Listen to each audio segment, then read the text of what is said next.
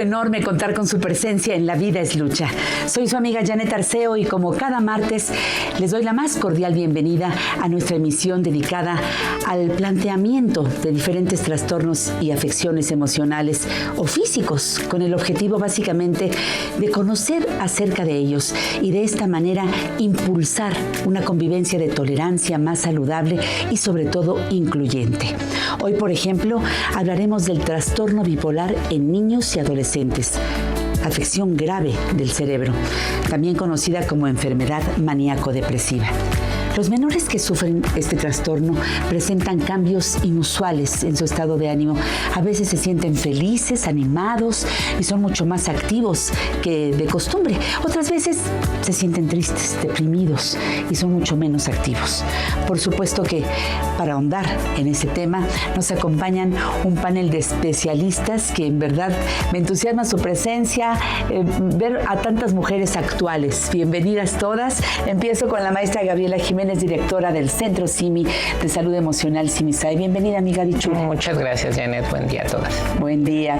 También, como cada semana, me da mucho gusto recibir a nuestra especialista en grafología y socióloga, Marifer Centeno. ¡Qué gusto verte! No, hombre, el gusto es mío. Bienvenida, muchas como gracias. siempre. Y para completar nuestro equipo de especialistas, recibo a la licenciada Diana Cortés Morales, terapeuta en comunicación humana, del que nuestra voz latina, Circa, preparó lo siguiente. Diana Angélica Cortés Morales es licenciada terapeuta en comunicación humana, egresada del Instituto Nacional de Rehabilitación. Cuenta con la especialización en trastornos del neurodesarrollo por parte del Hospital Psiquiátrico Infantil Juan N. Navarro. Está certificada en diagnóstico e intervención en pacientes con trastorno del espectro autista. Es experta en la metodología ABA, método auditivo verbal y terapia miofuncional sensoriomotriz, entre otras. Bienvenida a La Vida es Lucha. Diana Cortés Morales, terapeuta en comunicación humana, bienvenida a nuestro programa La Vida es Lucha una vez más. Muchas gracias por estar aquí todos. Vamos a compartir tus conocimientos y creo que el panel está completo, sí, afortunadamente. Si están de acuerdo, antes de comenzar con las preguntas, Circa, nuestra voz latina, que significa acerca de, tiene para nosotros la siguiente información sobre el trastorno bipolar, así que vamos a escucharla. El trastorno bipolar es uno de los padecimientos mentales más comunes, severos y persistentes en la humanidad. La prevalencia se estima entre un 0.3 y 7% de la población mundial, de la cual el 2% se presenta en menores de 20 años y 8% de los adultos afectados por este trastorno tuvieron las primeras manifestaciones de la enfermedad antes de los 14 años. Es frecuente que antes de diagnosticar un menor bipolar se confundan sus síntomas con otras afecciones psiquiátricas como depresión, trastorno por déficit de atención con hiperactividad, esquizofrenia o síndrome de la Tourette. Fue Emil Kraepelin, en la década de 1920, quien documentó casos de pacientes bipolares antes de la pubertad. Sin embargo, este padecimiento no fue reconocido como tal, sino hasta la primera mitad del siglo XX. Aunque el trastorno bipolar es poco frecuente en menores, suele comenzar de forma característica a mitad de la adolescencia o durante los primeros años de juventud. Y para poder identificarlo es esencial definirlo. Yo le quiero pedir a Diana, ¿cómo se define este trastorno bipolar? Bueno, el trastorno bipolar o depresivo maníaco tiene muchas maneras de definirse, pero la principal es aquella persona que tiene estados depresivos y de euforia por un periodo prolongado, cada uno de ellos, sin ningún detonante. Esa es la principal característica de este trastorno. ¿Y los principales síntomas del trastorno bipolar, sobre todo en niños y adolescentes? Bueno, diagnosticarlo en niños y adolescentes es algo muy complicado, ¿no? Porque hay diferentes comorbilidades que pudieran ahí como semejarse o decir, bueno, es que pienso que más bien es un TDA con un oposicionista desafiante, creo que está haciendo un berrinchote, creo que esta vez no quiere hacer nada, pero lo importante es que veamos la frecuencia con la que estos estados de ánimo se están dando o qué tan prolongados son los periodos de una depresión o de algo que llamamos anhedonia euforia, que es el ya no hacer lo que te gustaba hacer o cosas de disfrute. Y en los niños es muy notorio cuando ya no quieren jugar, cuando dejan de comer, ¿no? Hay pérdidas de peso bastante súbitas, y cuando existe la otra parte, la cuestión maníaca o de euforia, entonces sucede todo lo contrario. Hablan muy rápido de muchos temas, es una alegría excesiva que tú lo puedes comparar con otros niños y dices, no, o sea, esto no es normal, ¿no? Pero ese periodo de euforia puede durar hasta 2 semanas, y hay parámetros muy específicos para decir, hay criterios para decir tanto tiempo tiene que pasar de uno y de otro para poder diagnosticarlo. Bien, gracias, Diana. Sí. Gaby Jiménez, ¿quiénes pueden llegar a padecer ese trastorno y a partir de qué edad se presenta? Bueno, hombres y mujeres evidentemente lo pueden padecer, y como bien decía Diana, es difícil el diagnóstico en niños. A lo mejor entre 13 a 19 años, ¿no? Han encontrado algunos casos más frecuentes. Pero la parte aquí es que, si Diana me ayuda, el ciclo del trastorno de manía a depresión, cuando se presenta en niños es más corto. Dura menos tiempo y es más frecuente. En un adulto puede que se presente un ciclo de manía o de depresión no consecutivamente. Puede presentarse la manía, pasa cierto tiempo y después presentarse un brote de depresión, ¿no? Entonces, justamente en los niños, que pueden ser pequeños con otros trastornos, negatividad desafiante, la parte del TDA, con o sin hiperactividad, aquí lo importante es que los padres puedan identificar cuál es como el ánimo habitual de su hijo y si llega a alterarse en algún momento, ¿no? Durante qué frecuencia y en qué intensidad, ¿no? Porque efectivamente pueden hacer berrinches, pero si este berrinche es mucho más intenso del que habitualmente llega a ser el niño y ante estímulos mucho más pequeños o un tanto insignificantes, pues es importante estar alerta a estos cambios. Gracias, Gaby. Marifer, ahora justamente me gustaría que tú nos dijeras cómo afecta el trastorno bipolar a los papás, a los familiares de estos niños que, pues bueno, ellos, los niños y jovencitos lo están pasando terrible, ¿no? Pero los papás también. También, exacto. Los papás también, la familia, el núcleo familiar. Yo creo que cuando una persona tiene una condición, puede afectar positiva o negativamente a una familia. Creo que esta es quizás una de los retos o de las pruebas más grandes que te va a poner la vida. Porque como papá, como tutor de un niño, es tu obligación verlo, observarlo, cuidarlo e incluso ponerte en un segundo sitio por buscar su bienestar. Evidentemente afecta a todo el núcleo familiar, pero también es una realidad que cuando hay espacios como este, donde se puede hablar, donde se le da visibilidad, donde el doctor Simi se ha encargado de dar todo tipo de apoyos, definitivamente esto que parece algo muy malo puede resultar algo bueno, porque se va a controlar, porque lo vamos a conocer. Qué bueno que existen estos espacios, porque creo que ayudan a que no afecte de manera negativa, sino como dice Diana, que nos adaptemos. Diana, ¿cuáles son las causas del trastorno bipolar en niños y adolescentes y cómo podemos detectarlo? Porque estábamos hablando de detectar oportunamente. Sí, está 100% comprobado que es de origen genético. Regularmente, si alguno de los padres tiene un trastorno bipolar de cualquier nivel, hay una alta probabilidad de que alguno de los hijos lo tenga. Aquí la cuestión es que a veces los papás no han sido diagnosticados. Y entonces, ¿qué pasó? ¿No? O sea, ¿de quién fue culpa? O en muchas ocasiones en consulta se ve que las mamás son las que más se culpan. Es que, ¿qué hice yo? ¿No? O sea, a lo mejor fue porque ese día me tomé media copa de vino, yo creo que puede ser eso, y en realidad eso no tiene nada que ver, es un origen genético. Y muchas de las ocasiones lo detonan los factores ambientales y sociales. También es esa combinación. Bueno, pues Diana, Marifer, Gaby, yo las invito a seguir adelante.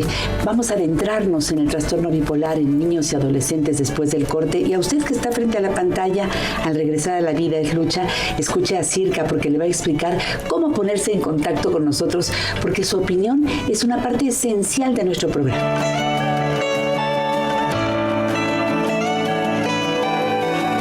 En Simisae crecemos para apoyarte a ti. ¿Eres mujer y has sido violentada? Ponemos a tus órdenes nuestra línea morada en el 800-911-3232. Opción 8, donde psicólogos expertos te atienden de manera gratuita los 365 días del año. La línea morada para brindarte asesoría y acompañamiento para ti que eres mujer.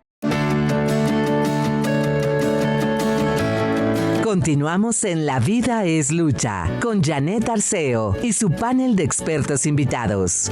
Hoy les recuerdo que recibimos sus preguntas y mensajes en nuestras redes sociales a través del Facebook Simi TV Oficial, el Instagram Simi Televisión y en la plataforma X nos encuentra como @Dr. Simi TV. Ahora, alistémonos para seguir en esta interesante conversación. Estamos de regreso en La Vida es Lucha y es importante destacar que el trastorno bipolar no es lo mismo que los altibajos normales que experimentan los menores. Los síntomas no son lo mismo, son más potentes, por lo que puede ser peligrosa.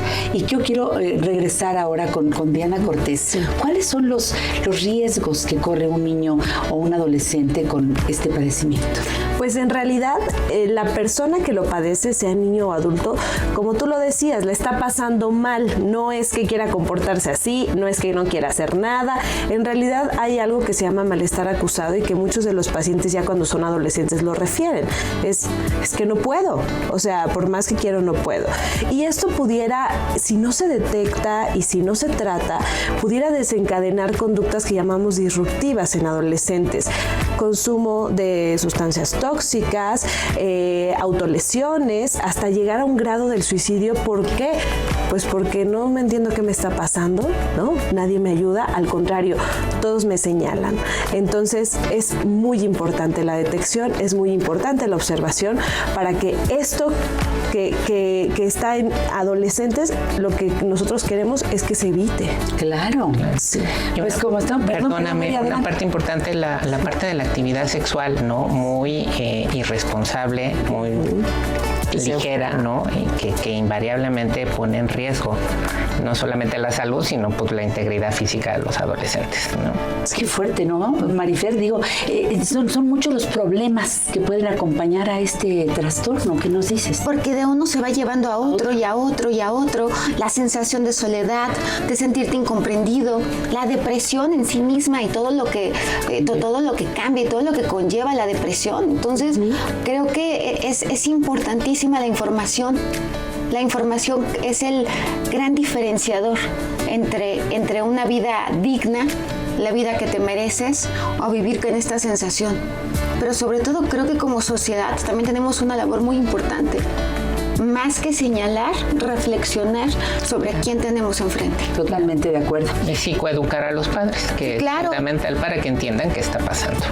Efectivamente, ese es un renglón que debe ser visto por todos. Las preguntas de nuestro auditorio también forman parte muy importante de La Vida es Lucha, así que vamos a escucharlas. Adelante. ¿Cómo identificar quién tiene ese trastorno? Claro, bueno, parte fundamental del trastorno de bipolaridad es que haya un episodio maníaco, ¿no? Un episodio donde hay una actividad exacerbada, donde hay esta sensación de poder con todo, de grandiosidad, de hablar, ¿no? Ser muy elocuente, digámoslo de alguna manera. Dormir poco, esa es una característica muy importante. A veces duermen 3 horas los chicos y con eso se sienten bien y están muy, muy activos, ¿no? Entonces, son varios ciclos o síntomas que hay que estar al pendiente y pues invariablemente los padres son los que tienen que estar al tanto, ¿no? No minimizar, no normalizar. ¿Las señales de padecerlo son diferentes en niños y adolescentes? Sí, porque a pesar de que los criterios para dar el diagnóstico son los mismos, pues evidentemente el cómo lo expresa un niño o las actividades que tiene el día a día un niño a un adolescente no son las mismas. Entonces, seguramente en la observación, en un niño puedes observar que deja de jugar, ¿no?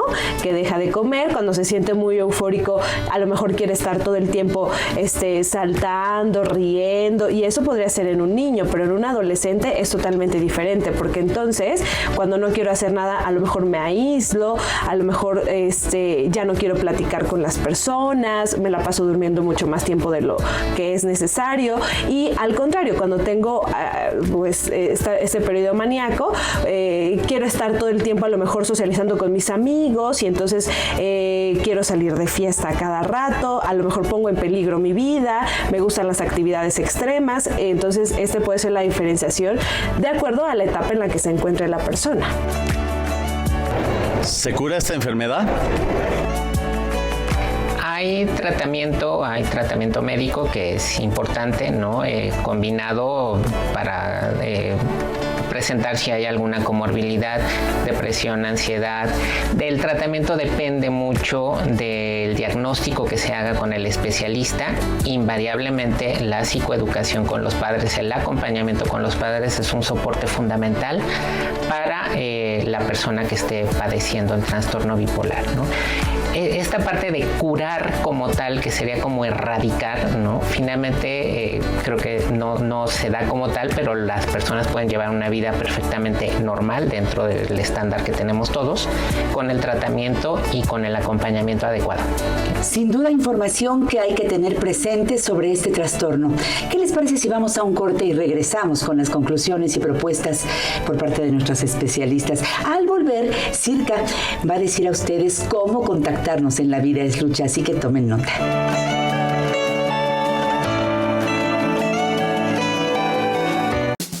Y para terminar bien el día, no te pierdas Simi Actualidad, las buenas noticias que necesitas ver para descansar. Lunes y viernes a partir de las 23:35 horas en la Simibarra nocturna de programas con sentido social por la señal de Imagen Televisión. Rafael Cardona y Terea Viña te esperan. En La Vida es Lucha queremos conocer sus comentarios y sugerencias. Lo invitamos a que lo hagamos a través del Facebook Simi TV Oficial. En Instagram nos encuentra como Simi Televisión y en la plataforma X @Dr. Simi TV. Seguimos con La Vida es Lucha. Adelante, Janet. Marifer, ¿existe algún rasgo de escritura o comportamiento que nos sugiera la presencia de este trastorno en niños y adolescentes, bipolaridad? Una vez más es la observación. El dibujo expresa lo que las palabras no. A veces los niños, especialmente los niños, no verbalizan todo lo que sienten, porque hay cosas que los niños no saben nombrar, que vas aprendiendo a nombrar con la vida. No es que haya un rasgo en específico de, oye, un niño que dibuja un ganchito así, es un no. Pero creo que vale la pena analizar el historial de los dibujos de los niños. ¿Cómo está dibujando? ¿Por qué hay fases por qué de forma prolongada se está dibujando chiquito y aislado? Porque hay momentos donde utiliza, si estamos hablando de temporalidades, si estamos hablando de un trastorno que se caracteriza por etapas, una etapa maníaca, una etapa depresiva, hay que estudiar cuánto duran esos dibujos. Sería bueno que los papás hicieran una especie de diario de los dibujos, donde el niño hiciera un dibujo libre al día. ¿Por qué digo que libre? Porque aquí hay una libre expresión de la personalidad. El niño puede platicar todo lo que siente a través de un dibujo, que nos lo cuente y que a través de eso haya un trabajo de observación. Eso puede ser muy útil. Mira la grafología, ¿verdad? Es que es fundamental, nos ayuda muchísimo. Ay, muchas gracias. Qué bueno que tú la abordas con tanta seriedad. Diana, ¿cómo se diagnostica y atiende el trastorno bipolar en niños y adolescentes? Tiene que ser diagnosticado por un paidopsiquiatra o un psiquiatra con los criterios internacionales, no puede ser tomado a la ligera. De esta manera, a través de la observación y muchas veces hasta diarios que les piden a los papás que vayan haciendo sobre los comportamientos, se puede dar este diagnóstico, que siempre hay una cierta duda, ¿no? Los diagnósticos muchas veces varían y no porque el trastorno cambie, sino porque pues a lo largo de las etapas pudieras adquirir otras habilidades, ¿no? A lo largo de la terapia a lo mejor disminuyen ciertos síntomas, pero en realidad esa es la manera correcta de diagnosticarlo. Gracias, Diana. o pudiera aparecer alguna comorbilidad en el transcurso. Exactamente. Entonces es importantísima la observación médica. Bien.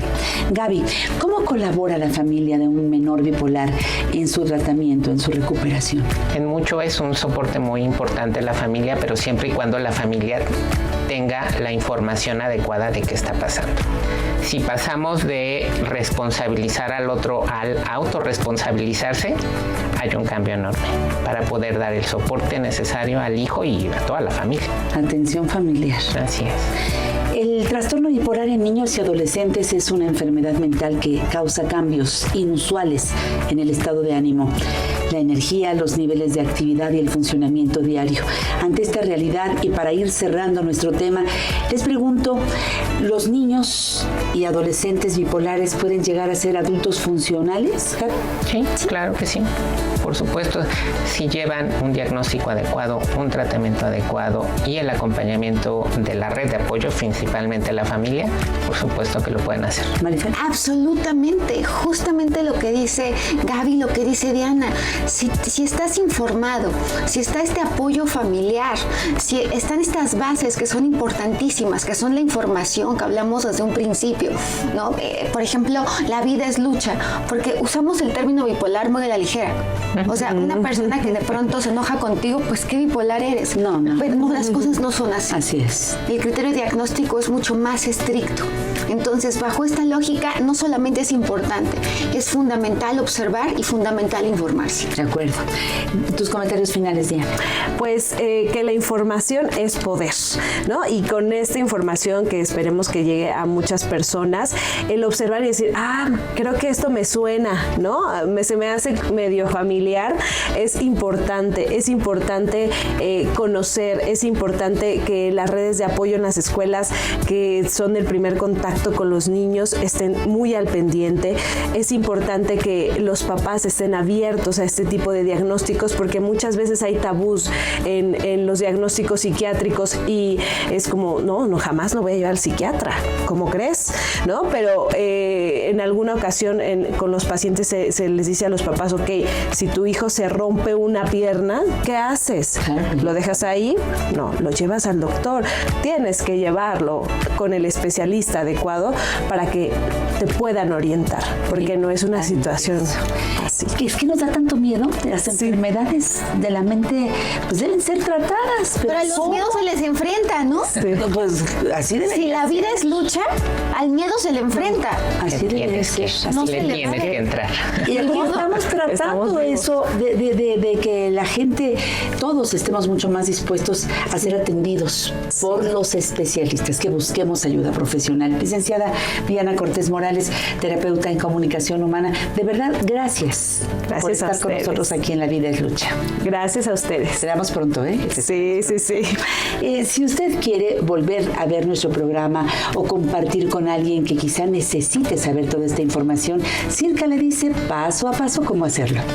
Así es, Janet. Si usted quiere ver nuevamente este programa o le interesa que alguien que conoce lo vea, puede hacerlo en nuestro canal de YouTube Simi Televisión o en redes sociales.